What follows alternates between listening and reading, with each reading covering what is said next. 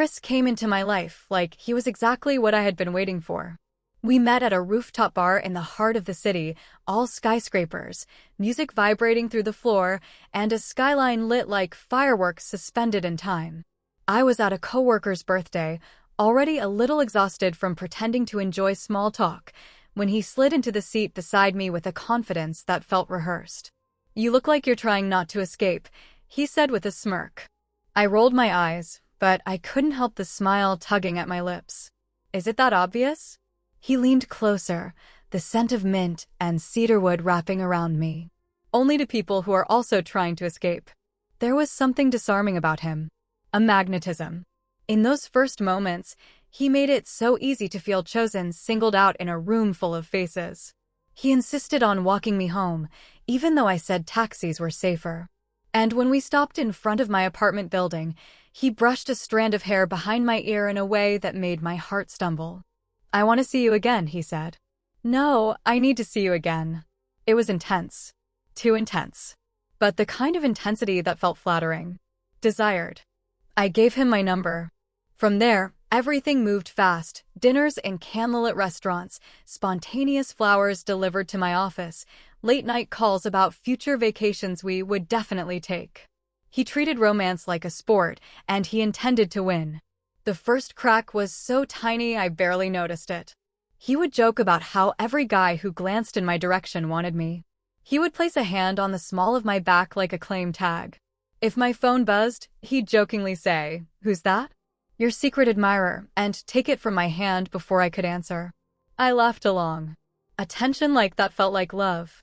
He told me once, while idly tracing circles on my arm, "I'm really bad at sharing what's mine." Mine. As if I was a possession. But then he would kiss my forehead softly afterward, and the unease melted into warmth. He made grand declarations, saying things like, "I've dated before, but you? You are the one. The only one that ever mattered." It should have felt like a red flag, like a line he'd rehearsed many times. But when someone looks you in the eyes like you're the best thing that's ever happened to them, it's too easy to believe. We spent weekends exploring museums, trying new restaurants, getting lost on purpose in the streets just to have an excuse to hold hands longer. He always kept me close, fingers laced tightly in mine, as if he feared I would slip away. He kept promising a future that felt almost too perfect. A condo overlooking the harbor. A dog, a honeymoon in Greece. "Just give me time," he'd say, "and I'll give you everything." I didn't realize then that promises can feel just like rope, gentle at first, then slowly tightening. The second crack came the night his phone buzzed while we were cuddled up on the couch. He jumped like he had been shocked, flipping the screen down so fast it clattered. "Oh," I laughed. "Your secret admirer?" He didn't laugh. "That's work. Doesn't matter." His voice was sharp, a warning disguised as annoyance. I apologized. Why did I apologize? He kissed me then. Hard. As if to erase the moment. And I let myself forget about it. Because love, when you want it to be real, can make you blind. And he made me feel like being his meant being special, irreplaceable. I didn't know yet that he was only good at making women feel that way. Because he said those same words to all of us. Things didn't fall apart instantly. They never do. For a while, everything stayed in that sweet, dizzy space where love feels like a drug.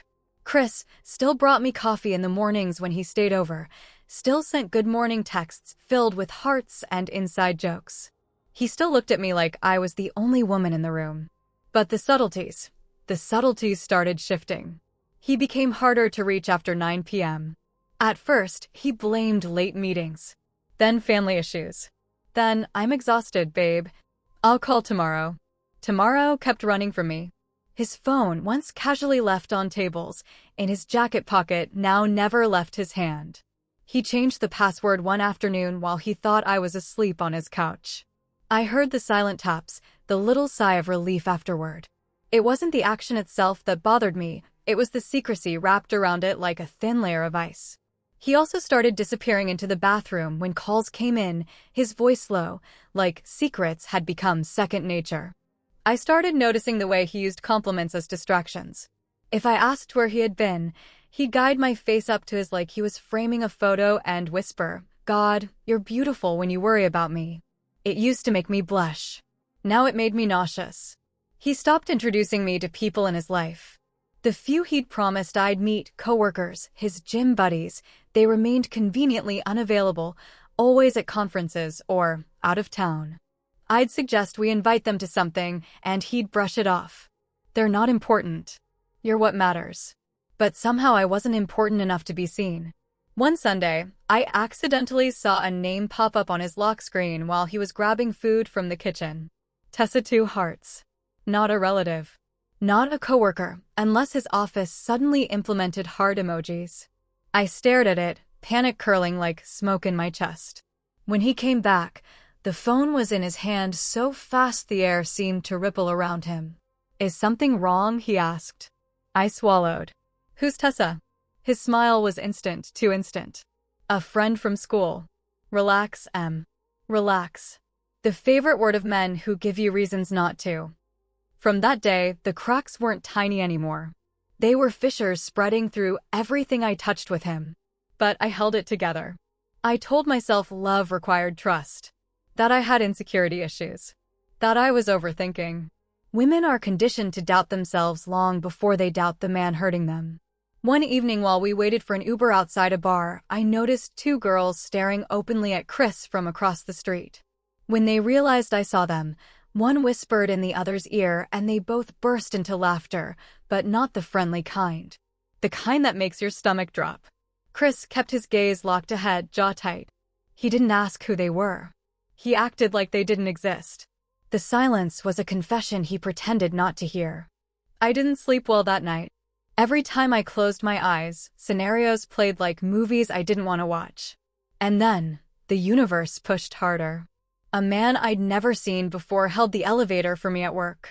Tall, gentle-looking, with warm eyes that felt unsettlingly observant. He glanced at the coffee cup in my hand and chuckled. "Rough day?" he asked. "You have no idea," I replied, attempting humor. He nodded like he understood more than I said. Sometimes the truth shows itself when we're ready to see it. It was an odd thing for a stranger to say. As the door slid open on his floor, he offered a soft smile. "I'm Liam, by the way." I told him my name, Emily, and his eyes flickered with recognition, like he had heard it before. I would later learn he had. But in that moment, all I knew was that my heart was beginning to learn a terrifying new lesson. When love starts to feel like a secret, it's because someone is hiding you. The girls kept appearing. Different faces, different places, but always the same look in their eyes when they glanced at me beside Chris. Pity. Amusement. Cruel satisfaction. Like they knew a joke I didn't. One afternoon, I sat beside him while he scrolled through Instagram. A heart notification popped up, then another, then another. All from women. Some with kissing selfies, others with outfits so revealing my jealousy wasn't subtle anymore. "Who are they?" I asked, pressing my voice into something calm. He shrugged. "Fans." "Fans?" I echoed. He laughed like I was ridiculous. "I told you I model sometimes. People follow me. It's harmless." Except it wasn't harmless to shut his phone the moment one of them sent a DM. It wasn't harmless that he had turned off notifications entirely the next day. I tried to let it go, but intuition doesn't back down once it finds traction. Then came the night his facade cracked, even if just for a second. We were out downtown, city lights stretching like molten gold across puddles on the street. As we walked, a girl brushed past us, bumping my shoulder lightly. She froze, stared at Chris, and her face flushed a deep red. "Oh," she muttered. "Sorry. I didn't know you were taken." Chris stiffened. Her voice trembled like she had seen a ghost or someone who had once haunted her. He didn't acknowledge her. He just tugged me forward, gripped too tight. "Do you know her?" I asked. "No," he snapped. Then, softer, "Let it go, Em. Let it go. Relax. You're overthinking." All the words that train you to silence your own instincts. But my mind kept unraveling threads. There were nights he'd cancel on me with flimsy excuses. "My mom needs me," stuck at work, only for pictures to surface online. Him out partying, drink in hand, arm around someone else. When I confronted him, he acted more angry than guilty. "If you keep accusing me," he warned, "you'll push me away." I held the accusation in my throat like a stone and swallowed hard. Then, one evening, his phone rang while he was in the shower. The name flashed across the screen. Mia Red Heart Face Blowing Kiss. The emojis felt like bullets. I stared at the vibrating phone like it might bite me. My pulse echoed in my ears. When Chris came out, steam trailing behind him, he saw the look on my face and knew. He crossed the room slowly, dripping water, eyes narrowing. "Give me the phone." His tone was cold. Not angry, threatening. Something inside me splintered. I dropped it into his palm, trying to hold steady. "You're imagining things," he said. "You always do." I wanted to scream. I wanted to break the mirror of lies he wrapped around me. But I didn't have proof. Only intuition. And women are taught intuition is insanity without evidence.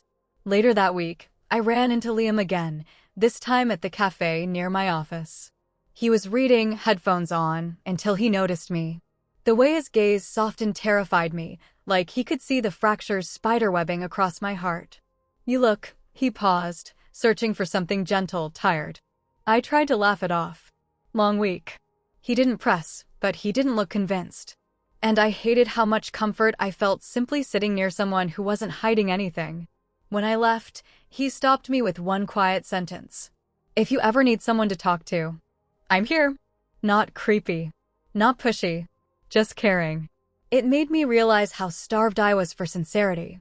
Chris, meanwhile, kept loving me loudly in public but silently in private. Kept promising the world but withholding the truth. Kept saying the right words, but with lips that had kissed lies. And, somewhere deep inside, a fear began to whisper. What if I'm not his only one? What if I'm not even close? I didn't expect Liam to become a recurring presence in my life. But he kept appearing, not in a stalkerish way, just there. Same cafe. Same elevator. Same quiet observation. One morning, I was stress scrolling through Chris's social media, trying to decode cryptic comments left by girls I'd never met. I hadn't even noticed Liam approach until he sat down across from me with a gentle, "Morning, Emily." I flinched not because of him, but because Chris had made me nervously protective of my phone screen. He noticed. "You don't have to hide," he said.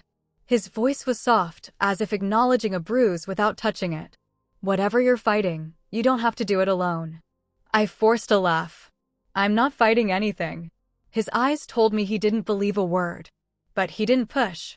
He simply said, "The strongest people break when no one's looking." Then he changed the subject, making me smile about something stupid funny memes, a barista who spelled every name wrong except Liam. He made the morning feel lighter. And that terrified me just as much as Chris's lies. Because what did it mean that a stranger made me feel more seen than the man who claimed I was his everything? Chris, meanwhile, was slipping. Late replies. Vanishing on weekends. Excuses that sounded like they were pulled from a children's book of predictable lies. One evening, he showed up at my place unannounced, flowers in hand, charm switched on like a spotlight. But when his phone buzzed, he turned the screen sharply away from me. My chest tightened. "Why can't I see your phone?" He smirked, but his eyes were warning me to drop it. "Because privacy isn't a crime, Em." "No," I whispered, "but secrets are." He kissed me, a tactic he knew worked too well, and murmured, "Trust me." But trust had become a splinter, tiny, sharp, poisoning everything. The next day, Liam saw me crying in the stairwell at work. I had told myself to keep it together, to not give my pain an audience, but emotions have a way of leaking through cracks you pretend aren't there. He sat beside me quietly, leaving enough space so I didn't feel cornered. After a moment, he asked, "Is he hurting you?" It was frightening how easily tears answered for me. Liam handed me a handkerchief, who even carries those anymore, and watched me dab my cheeks. "You deserve honesty," he said. "You deserve someone who doesn't make you question your worth every time they look at their phone." I swallowed hard. It's not that simple. His voice dropped to a whisper, not seductive, but sincere. It actually is. And for a second, I wondered if he could be right. As weeks passed, Liam didn't vanish like most people do when they sense emotional wreckage. He stayed. He asked if I'd eaten. He remembered my presentation dates. He laughed at my stupid jokes like they were actually brilliant. Chris noticed. His jealousy flared not when I questioned him about suspicious DMs, but when he saw Liam say hello in the lobby. He grabbed my wrist later and hissed, "Stay away from that guy." "Why?" I demanded. "Because I said so." I yanked my hand free. "That's not an answer." His jaw clenched. "He wants something from you." I bit back the urge to scream, "At least he wants me, just me." Instead, I whispered, "What do you want, Chris?" His silence was the loudest truth he'd ever spoken. That night, I lay awake realizing something painful. Liam noticed every crack Chris worked so hard to hide. And if someone can see you breaking, it's because they're actually looking. The night it all broke open didn't start dramatic. No stormy weather. No slammed doors. Just me, walking home after a late shift, and the city humming around me like life hadn't already started crumbling. Chris had canceled again. Work emergency. No call. Just a text. 3 words that tasted like lies. My phone buzzed while I waited for the crosswalk light to change. "Liam, are you home yet?" He'd gotten into the habit of checking in whenever Chris disappeared, a habit I pretended annoyed me, but secretly clung to. Me, almost. "Why?" "Liam, can I talk to you?" "In person." My stomach nodded. That didn't sound like light conversation. We met at a small park near my apartment. The streetlights painted everything in soft yellow, and the wind carried the late-night scent of street vendors packing up for the day. Liam was already there, pacing, nervous. I forced a smile. "Hey, what's up?" He looked at me with this, heartbreak in his eyes. Like he hated what he was about to do. "Emily," he began, voice tight. "I need you to know I'm not doing this to hurt you." My pulse quickened. "Doing what?" He reached into his jacket and pulled out his phone. "Please," he said, "just look." The first photo showed Chris, laughing, his arms wrapped around a girl wearing a glittery birthday sash. Kissing her cheek. Hands a little too familiar on her waist. My breath caught. That could be. Liam swiped. Another photo. Chris at a restaurant, roses on the table. A different woman's hand held in his. Swipe. Chris on a beach. Same smile. Different girl. His hand resting on her thigh like he owned her. Swipe. Swipe. Swipe. A gallery of parallel lives. A collection of promises duplicated. My boyfriend starring in a romance series with interchangeable co-stars. I was shaking. Knees swelling with the urge to collapse. This is old," I choked out. "It has to be." Liam opened the latest image. Timestamped 3 nights ago. Same shirt he wore when he told me he was at home watching Netflix. He was carrying a girl on his back, both smiling like the world was theirs. Liam's voice was gentle, but the truth in it sliced me open. "I'm so sorry, Emily. He's not who you think he is." For a moment, everything went silent. Even the city seemed to hold its breath. "You knew," I whispered. "This whole time, you knew." "I suspected," he corrected softly. "And I wanted to be wrong. I really did." Hot tears streamed down my face, humiliation burning hotter than grief. Because it wasn't just betrayal. It was the cruelty of being unaware in a room full of people who already knew the script. I could barely speak. I thought I mattered to him. Liam stepped closer, slow, deliberate, giving me room to breathe. "You matter," he said. "Just not to someone who deserves you." The ache in his words almost distracted me from the softness in his gaze. The kind of softness that could become something dangerous, something tempting if I wasn't careful. He reached up, thumb wiping a tear from my cheek. His fingers lingered just a second too long. "It would never be me," he murmured, voice low, like confession. "If I had you, I would never risk losing you." My heart twisted not with love, but with the memory of what love was supposed to feel like. I stepped back, overwhelmed. I can't. Not right now." He nodded immediately, respect in his retreat. "Of course. I'm here when you're ready." I clutched my own arms, trying to hold myself together. Chris's lies weren't cracks anymore. They were rubble. And there, beneath the weight of devastation, a seed of rage took root. Because he didn't just betray me. He made me doubt myself. I didn't sleep. How could I? Every time I closed my eyes, those photos flashed behind my eyelids, Chris smiling like that with someone else. With multiple someone else's. By morning, my resolve had crystallized. I wasn't going to be quiet. I wasn't going to be polite. I deserved answers, even if they shattered me further. Chris texted at noon. Chris, miss you. Can I come over later? Miss me? He was probably sending the same text to his entire roster. Me, come now. 5 minutes later, he was buzzing the door, too eager. Too sure of my forgiveness. He stepped inside with a bright smile and wrapped his arms around me, and I froze beneath his touch. Emily, he murmured, sensing the chill. What's wrong? I didn't speak. I just unlocked my phone and shoved it into his hand, displaying the first picture from Liam's gallery. His reaction was immediate, a stiffening of his jaw, a flash of panic in his eyes, then the mask slammed back into place. Where did you get this? He demanded. That's your concern? My voice cracked, anger and heartbreak battling for dominance. Who is she, Chris? Actually, who are any of them? He tossed the phone onto the couch as if the evidence didn't matter. They're just friends. Friends who kiss you? Friends whose thighs you hold? Friends whose birthdays you celebrate while lying about work emergencies. His silence stretched like a knife between us. You promised I was your only one, I whispered. Was that a lie too? No, he snapped. You are. He scraped a hand through his hair. Sometimes things get complicated. Complicated? I laughed bitterly. You're dating half the city. His eyes hardened with something cruel. Why are you making such a big deal out of this? You and I aren't married.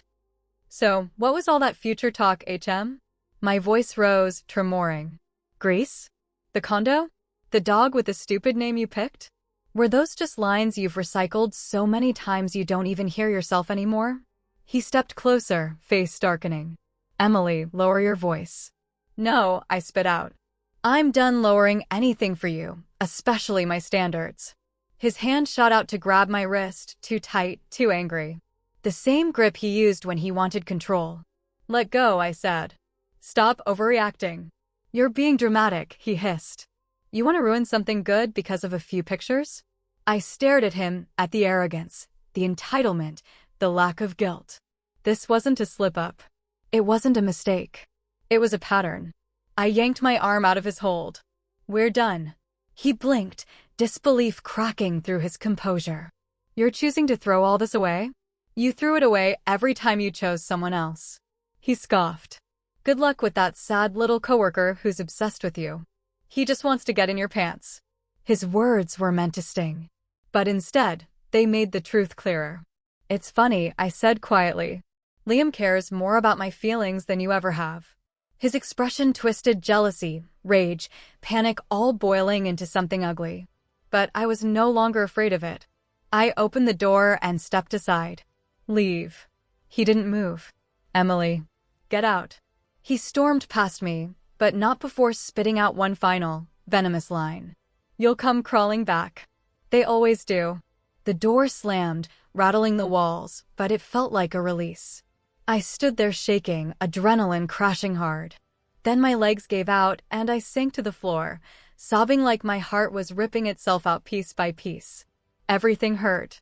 The love I gave hurt. The belief I had hurt. The idea that I wasn't worth loyalty, that hurt worst of all. But beneath all that pain, a sliver of resolve glimmered. I had ended it. I had freed myself from his lies. Now I just had to survive the emptiness he left behind.